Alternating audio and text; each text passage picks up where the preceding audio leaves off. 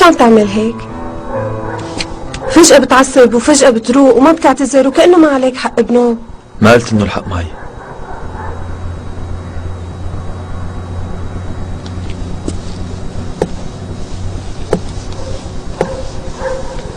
بس الواحد بيزعل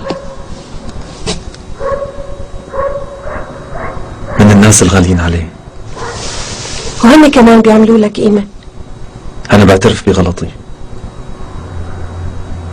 يمكن هالغيرة مو بمحلها. كنت بدك تضلك ساكت لحد ما أنا أحكي. عاصي ايدي شوي، أبوك نايم بلا ما يفيق. بس أنا قلي عندك اعتذار. هيك بنكون متعادلين ولا خالصين؟ كيف خالصين؟ ليش ما بتعرف قديش أنا تعذبت؟ كل يوم كنت روح مشان زورك وأنت ترفض، وهلأ هالحكي على الفاضي، لأنه أصلا رح نتطلق. لا بقى تقولي هالكلمة. مو أنت اللي بتقرر هالشي.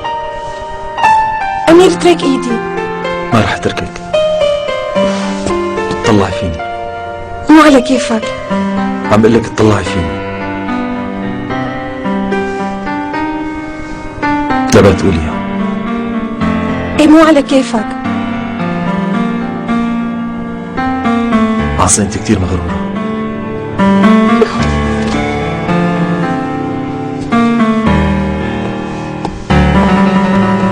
على شو عم تدور؟ عالشي اللي واقف بيناتنا. بدي اخلص منها بقى. ما رح خلي شقفة ورقة تبعدنا عن بعض. هي مو شقفة ورقة، هي طلب طلاق تثبت انك تخليت عني.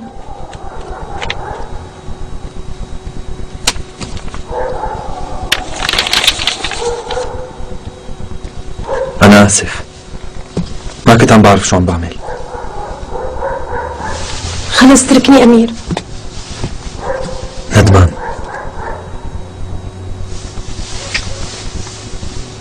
هلا عرفت شو يعني ما توثقي باللي بتحبيه.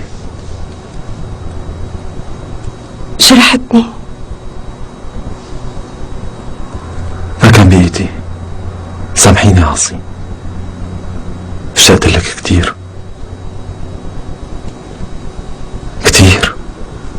أمير،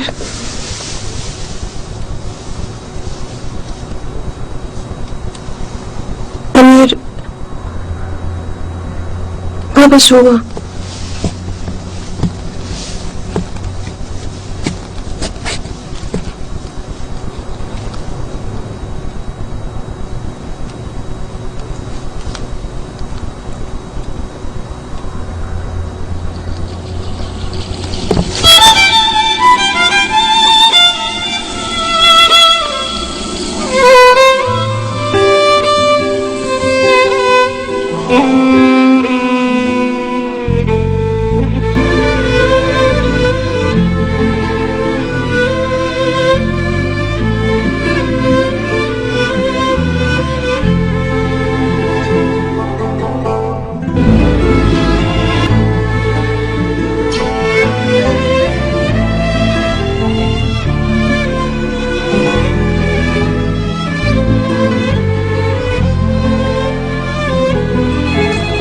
تليفون.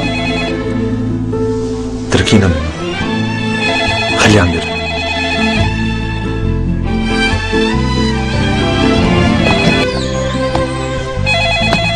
شو هالصوت؟ شكله أبوك فاق. إذا بدك روحي ردي.